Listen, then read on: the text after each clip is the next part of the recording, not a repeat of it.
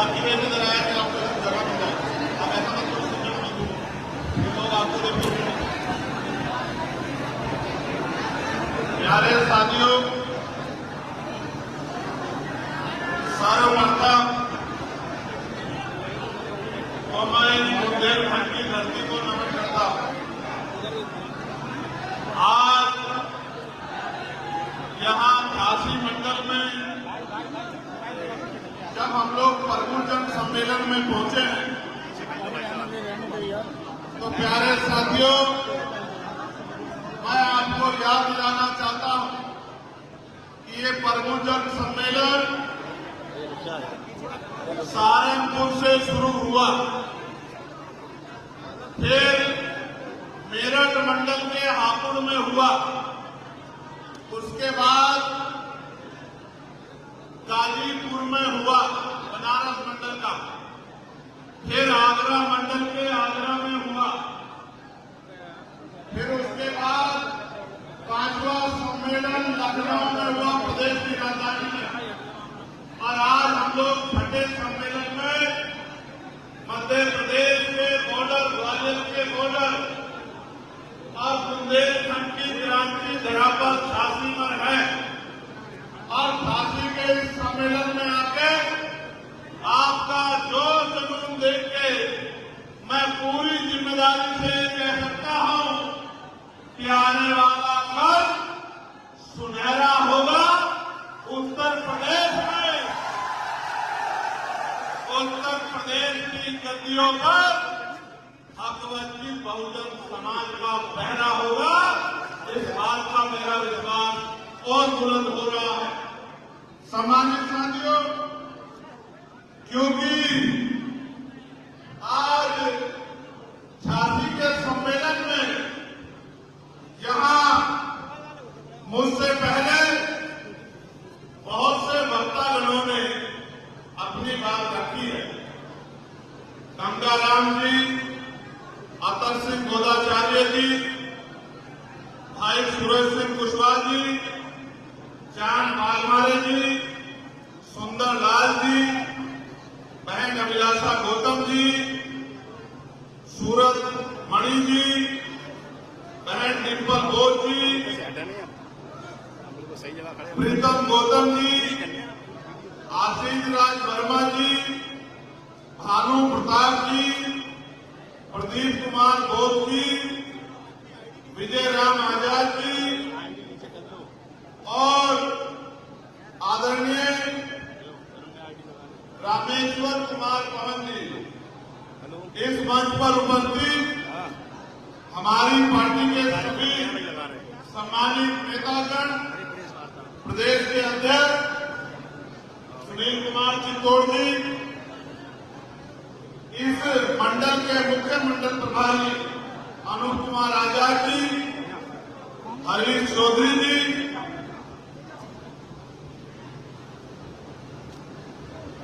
बबलू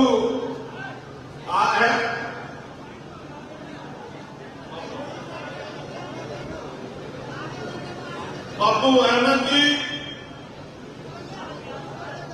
जिलाध्यक्ष काशी सोनू कुमार जी, जिलाध्यक्ष जालौन नीरज कुमार जी, जिलाध्यक्ष ललितपुर रामाकांत जी, युवा मोर्चा के मंडल अध्यक्ष करण चौधरी जी, युवा मोर्चा के झांसी के अध्यक्ष राहुल जी, जालौन के अध्यक्ष धर्मेंद्र जी, ललितपुर के अध्यक्ष राहुल जी और इनके साथ जो अन्य सम्मानित नेतागण और बहनें इस मंच पर उपस्थित हैं, मैं उन सबका धन्यवाद करता हूं। साथ साथ मैं मीडिया के बंधुओं का और टीम बदलाव के साथियों का भी बहुत बहुत धन्यवाद करता हूं। मैं जब ग्वालियर से चला हूं 40-45 डिग्री टेम्परेचर पे कई घंटे से बहनें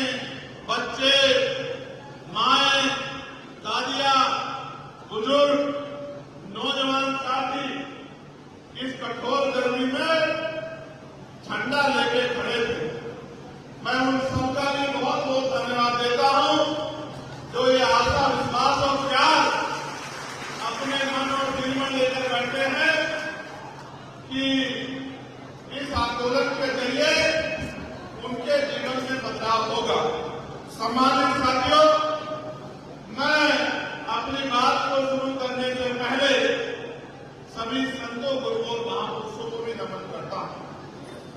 मैं करुणा के सागर गौतम बुद्ध जी से लेके जगत गुरु सद्गुरु रविदास जी महाराज, भगवान वाल्मीकि महाराज, गुरु कबीर जी, संत गाडगे जी महाराज, नारायण गुरु, क्रांति सूर्य राजपिता ज्योतिबा फूले, आरक्षण के जनक छत्रपति साहू जी महाराज, विश्वकर्मा डॉक्टर बाबा साहब अम्बेडकर, महामना रामसूर वर्मा, चौधरी महाराज सिंह भारती, बाबू जगदेव प्रसाद कुशवाहा, पहल्यार यादव, प्यारियार ईवी रामा नायकर स्वामी, बाबू शिवराज चौरसिया,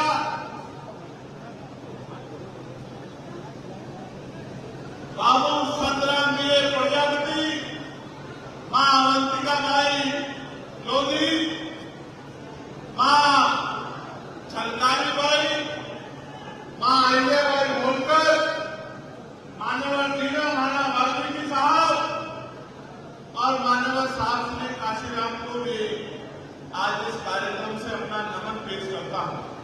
सम्मानित साथियों, जब हम बुंदेलखंड की बात करेंगे तो हम बुंदेलखंड की धरती यानी कि वीरांगना मां छलकारी बाई को भी याद करेंगे। साथियों, जब हम बुंदेलखंड की बात करेंगे तो शिक्षा क्रांति के जनक ब्रह्मानंद लोधी जी को भी हम लोग यहां से नमन करेंगे और दुनिया की सर्वश्रेष्ठ विद्रोहियों में से मां फूलन देवी को भी, वीरांगना मां फूलन देवी को भी हम इस मंच से आज नमन करेंगे।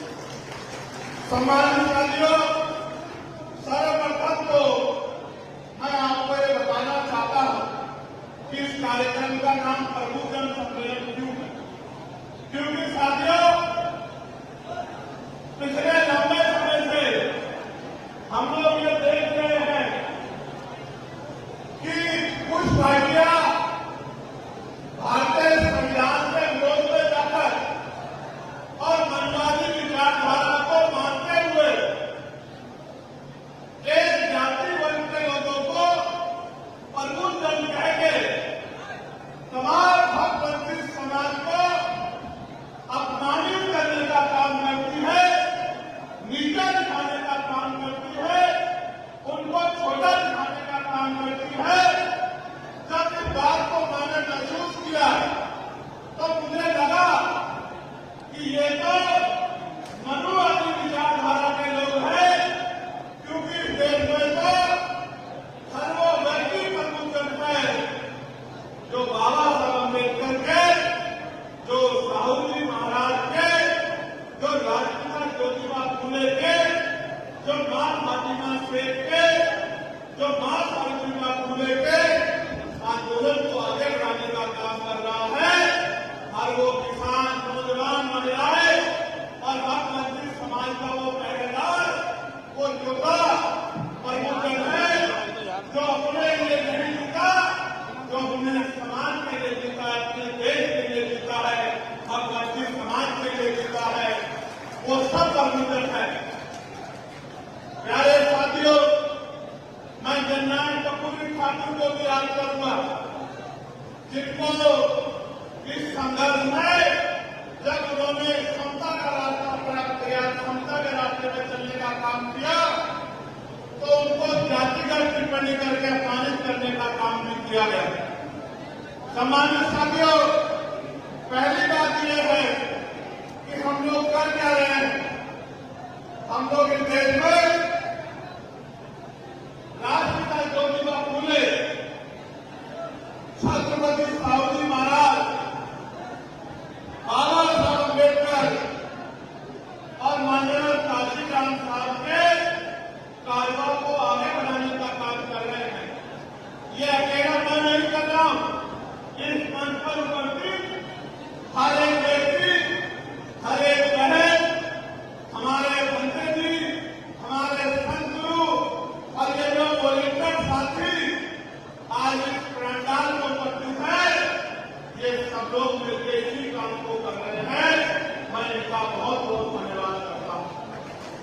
सम्मानित साथियों, मैं अपनी माता बहनों का भी धन्यवाद करता हूं जो अपना कीमती समय निकालकर यहाँ आए। प्यारे साथियों, अभी रामेश्वर पवन जी बात कर रहे थे। वो कह रहे थे कि महापुरुष सामाजिक परिवर्तन चाहते थे। सामाजिक परिवर्तन बिना राजनीतिक शक्ति में नहीं हो सकता है। तलवारों पे, भालों पे, बंदूकों पे, तोपों के दम पे युद्ध के मैदान में राजकाज बदलता था, लेकिन इस महापुरुषों के संघर्ष से 26 जनवरी 1950 को जब संविधान देश में लागू हुआ है तो महापुरुषों ने ये शक्ति आज की उंगली में दे दी है। न तीर चलवाना है, न तलवार चलानी है, न बंदूक चलानी है, न तोप चलानी है, न किसी का खून बहाना है, न संघर्ष करना है। किसी के जीवन को खत्म करने के लिए सिर्फ और सिर्फ महापुरुषों के विचार को लोगों तक पहुंचाना है और भाईचारा तैयार करना है। मानव काशीराम साहब कहा करते थे कि राजनीतिक दल को कोई भी बना सकता है।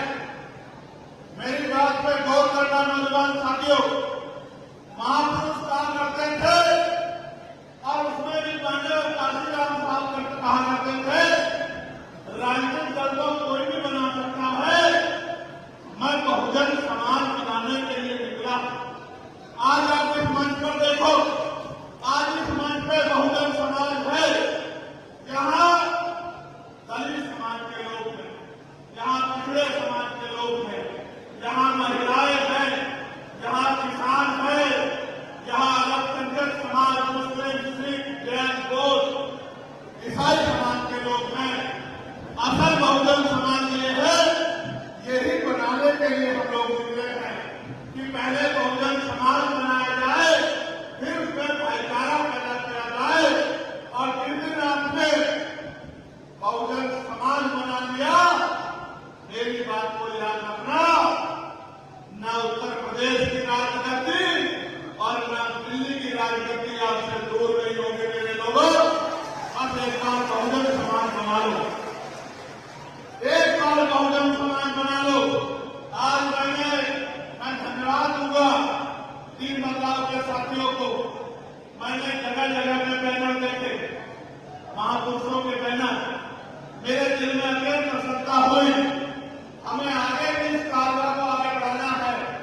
जहां जहां सम्मेलन होंगे, हमें एक एक महापुरुष की तस्वीर को लगाना है और ये संदेश देना है कि आज जो हमारे आंदोलन पर चारों तरफ से हमले हो रहे हैं, उन हमलों का असर कारण ये है कि हम एक जाति का आंदोलन नहीं चला रहे हैं, हम भाईचारे का आंदोलन चला रहे हैं, बहुजन समाज का आंदोलन चला रहे हैं। सम्मानित साथियों, मेरे जिम्मेदार साथियों, इस बहुजन सम्मेलन में हमने महत्वपूर्ण 4-5 विषय रखे हैं। उन 4-5 विषयों में सारी समस्या का हल है। अगर आप कहोगे तो मैं उन 4-5 विषयों को आपके सामने रखूंगा। आप चाहते हो वो विषय मैं आपके सामने रखूं? दोनों हाथ आगे बताओ। तो मेरी बात पे अगले 20-25 मिनट, हालांकि मैं जानता हूं कि आपको बैठने में परेशानी हो रही है, हालांकि मैं ये भी जानता हूं कि गर्मी बहुत है, हालांकि मैं ये भी जानता हूं कि ये पंडाल छोटा पड़ गया है। मैं इस बात को जानता हूं और मानता भी। मेरे पीछे तो कूलर लगा है, आपको तो गर्मी से दो चार होना पड़ रहा है। लेकिन मेरे प्यारे नौजवान साथियों, भविष्य के प्रदेश के नेताओं, जब तक आप संघर्ष की भक्ति में नहीं करोगे, तब तक आप मिशनरी नहीं बन पाओगे, तब तक आप योद्धा नहीं बन पाओगे। आपको गुमराह करना आसान रहेगा, आपको धोखा देना आसान रहेगा। प्यारे साथियों, आज इस मंच से मैं ऐलान करता हूं और माननीय दिल्ली उत्तर प्रदेश और उनकी पूरी टीम गवाही रहेगी। जब तक उत्तर प्रदेश की गद्दी पे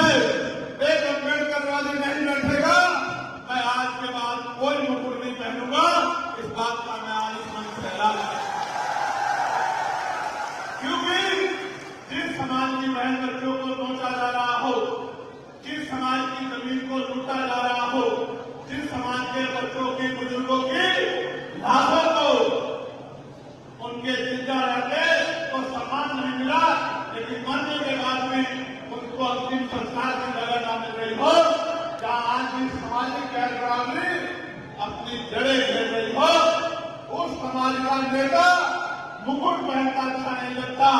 अगर मुकुट पहनाना है तो आगामी तीसरे पंचायत चुनाव में और आने वाले विधानसभा चुनाव में एमएलए चुनाव का मुकुट पहनाना, तब मैं आपके मुकुट को स्वीकार करूंगा, उससे पहले स्वीकार नहीं करूंगा। प्यारे साथियों, मेरी तरफ देखो, 2013 से अपने परिवार को छोड़ के निकला, 16 महीने जेल में काटी है। 10 मई की 6 की कोठरी में 500 से ज्यादा दिन बिताए हैं। रूखी सूखी रोटी खाने के लिए जिनको जानवर नहीं खाता, सत्ता के लोगों ने मंजूर किया है। बीमार होने में इलाज नहीं दिया और मेरी जान को लेने के लिए तमाम तरह के षड्यंत्र किए। जब उनके षड्यंत्रों से बाहर निकला, फिर अपने महापुरुषों के आंदोलन में लग गया। 2 बार की हाल में रहा। बदन में जितनी हड्डियां नहीं शरीर में, उतनी लाठियों को उठाने का काम किया। मेरे 6 दांत तोड़ दिए गए, मेरे पैरों के नखून खींच लिए गए और मेरी रीढ़ की हड्डी में 4 जगह पर इतनी चोट मारी गई कि ये आदमी कभी रीढ़ से उठ ना पाए। इन षड्यंत्रों के बाद भी मैंने कभी ना आपने ना आपकी रीढ़ को कभी झुकने नहीं दिया। मेरे लोगों, इस बात को आप अच्छी तरह जानते हैं। जब इससे भी पेट नहीं भरा तो जून के महीने में, इसी महीने में मेरे ऊपर 4 गोली चलाई गई। 4 गोली, उन गोलियों से भी बच गया, तमाम षड्यंत्रों से बच गया। समाज में नगीना से इज्जत का मुकुट पहना के लोकसभा में भेज दिया और जिस दिन से लोकसभा गया हूं, आप ईमानदारी से बताओ, क्या कोई एक मुद्दा ऐसा है जिसमें आपकी आवाज को दबने दिया हो? चाहे बाबा साहब अम्बेडकर की जयंती का मामला हो, चाहे निजी क्षेत्रों में आरक्षण का मामला हो, चाहे बहन बेटियों में होने वाले अत्याचार का मामला हो, चाहे रोटी कपड़ा मकान का मामला हो, चाहे उत्तर प्रदेश की आंगनबाड़ी आशा बहनें, भोजन माता, पुलिस के साथियों का, या फिर होमगार्ड के भाइयों का, पीआरडी के जवानों का, ग्राम रोजगार सेवकों का, या फिर पंचायत सहायकों का, या 69,000 भर्ती के बच्चों का, या पुलिस भर्ती के बच्चों का, कोई एक ऐसा मामला नहीं है, चाहे किसानों का मामला हो, सबकी आवाज को उठाने का काम किया, सबकी आवाज बनने का काम किया। और आज भी डटा हुआ हूं, ये बात आपको इसलिए कह रहा हूं कि आज तो यहां उत्तर प्रदेश में तमाम तरह की बातें हो रही हैं। एक दल तो जिसने दलितों से प्रमोशन में आरक्षण का अधिकार छीन लिया, वो आज दलितों की वोट को, पिछड़ों की वोट को लूटने का प्रयास कर रहे हैं। हमें समझदार बनना पड़ेगा, खबरदार होना पड़ेगा। हमें सबकी तरह निगाह दौड़ानी पड़ेगी, क्योंकि जब से लखनऊ का सम्मेलन हुआ है, विपक्ष हो या सत्ता, सबकी राजनीतिक जड़ें हिल गई है। क्योंकि लखनऊ के सम्मेलन ने ये इशारा दे दिया था कि हवा बदल रही है। जो नगीना में हुआ था वो पूरे उत्तर प्रदेश में दोहराया जाएगा। अब नौजवानों ने संकल्प लिया। सम्मानित साथियों, मैं आपसे विश्वास दिलाने कहता हूं, मेरे पिछड़े वर्ग के लोग बैठे हैं। आने वाले लोकसभा के सत्र में हम लोग मांग उठाएंगे कि शेड्यूल कास्ट के साथ साथ पिछड़े वर्ग के हमारे कर्मचारी अधिकारियों को भी पदोन्नति में आरक्षण का लाभ देना चाहिए।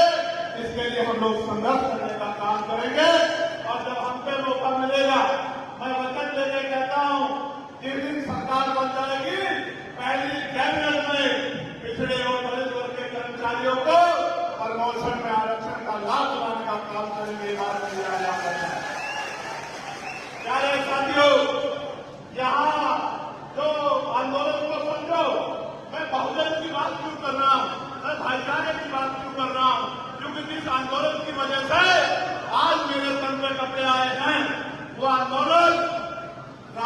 ज्योति बापू ने चलाया, वो आंदोलन छत्रपति साहू महाराज ने चलाया, वो आंदोलन टीवी कल्याण रामानायक स्वामी ने चलाया, वो आंदोलन कल्याण नरेश यादव ने चलाया, वो आंदोलन बाबा साहब अम्बेडकर ने चलाया, वो आंदोलन महामना रामसू वर्मा ने अध्यक्ष के रूप में चलाया, वो आंदोलन संत छोटूराम चौधरी महाराज भारती ने चलाया, वो आंदोलन बाबू जगदेव प्रसाद कुशवाहा ने और जनरल कपूरी ठाकुर ने चलाया, वो आंदोलन बाबू सिंह दयाल चौरसिया ने चलाया, वो आंदोलन संत रामदेव प्रजापति जी ने चलाया, वो आंदोलन क्रांति के नायक परमानंद लोधी ने चलाया। आपको अपना अभिप्राय को पहचानना पड़ेगा। न आजादी से पहले और न आजादी के आज तक आपके आंसुओं को देख के किसी ने आपकी मदद नहीं की। आपके अपने बीच के लोगों ने, आपके इस परिवार के लोगों ने, जो परिवार मैंने आपको बताने का काम किया, इन्हीं सब महापुरुषों ने आंदोलन को चला के, चाहे वो मान्यवर काशीराम साहब रहे हो या मान्यवर दीनदयाल वाल्मीकि साहब रहे हो, इन्हीं महापुरुषों ने आंदोलन चलाया। तो बता दें, महापुरुषों ने आंदोलन चलाया, हमें गुलामी से निकालने का काम किया। क्या हम उन महापुरुषों के वंशजों से भाईचारा बना के आगे बढ़ना चाहिए, नहीं बढ़ना चाहिए? बताओ, बढ़ना चाहिए, नहीं बढ़ना चाहिए? क्या अपने ही भाइयों से लड़ना चाहिए? बताओ। बहुत अच्छे। तो मैं आपको इस मंच से ऐलान करके कहता हूं, 1931 की जनगणना के अनुसार पिछड़ा वर्ग 52% था और आरक्षण कितना मिलता है? 27%। और बहुत सारी जगह पे तो वो भी नहीं मिलता। मैं आपको विश्वास दिला के कहता हूं कि 52% पिछड़े वर्ग के लोगों को 52% आरक्षण दिलाने का काम हम लोग उत्तर प्रदेश में करेंगे। ये मेरा वचन है आप लोगों को। बहुत सारी पार्टियों को मौका मिला है, वो नहीं कर पाए। जो पहले नहीं हुआ, ऐसा नहीं कि अब नहीं होगा, वो जरूर होगा और डंके की चोट पे होगा। ये ऐलान मैंने आपके सामने रखा है।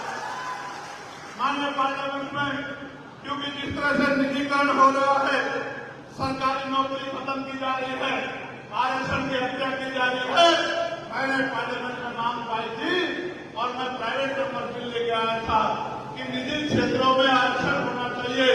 मैं आपको विश्वास दिलाता हूं, एक मौका आजाद समाज पार्टी को दो, पूरे उत्तर प्रदेश के निजी क्षेत्रों में आरक्षण की व्यवस्था लागू करने का काम एससी, बीसी और माइनॉरिटी के लिए हम लोग करेंगे। मेरी बात को आप याद रखना, याद रखना मेरी बात को। और गारंटी देंगे कि एक भी नौजवान बेरोजगार नहीं रहेगा। जो नौजवान पढ़ लिख लेगा, उसको घर से बुला के रोजगार देने का काम हम लोग करेंगे। मेरी बात को आप याद रखें। अभी की सरकार को कहती है कि रोजगार का ठेका हमने ले रखा है, मगर मैं आपसे बहुत जिम्मेदारी से कहता हूं कि हर एक व्यक्ति का ठेका हमने ले रखा है और सबको रोजगार देने का काम हम लोग करेंगे। और निजी सरकारी ठेकों में भी दलित और पिछड़े समाज के लोगों को आरक्षण दिलाने का काम हम लोग करेंगे। इस बात का मैं आपको विश्वास दिलाऊंगा। जो संविदा है और सोर्सिंग है, ठेकेदारी है, उसको खत्म करके पक्की नौकरियां, चाहे सफाई कर्मचारी भाई हो या कोई भी विभाग हो, और आज जो सुविधा में लगे हैं, उन सबकी सुविधा की नौकरियों को पक्की नौकरियों में बदलने का काम हम लोग करेंगे। ये बात भी मैं आपको विश्वास दिलाने का काम करता हूं। जिन पे जमीन नहीं है, उनको जमीन दिलाने का काम करेंगे, और जिन पे घर नहीं है, उनको जमीन और पक्का घर बना के देने का काम हम लोग करेंगे। ये बात भी मैं आपको विश्वास दिलाने का काम करता हूं। साथियों, मैंने पार्लियामेंट में कहा था कि एजुकेशन पॉलिसी अच्छी होनी चाहिए। एजुकेशन पॉलिसी कैसी होनी चाहिए कि अभी तो जेब कटाई हो रही है। एजुकेशन पॉलिसी तब अच्छी होगी जब मुख्यमंत्री हो या चीफ सेक्रेटरी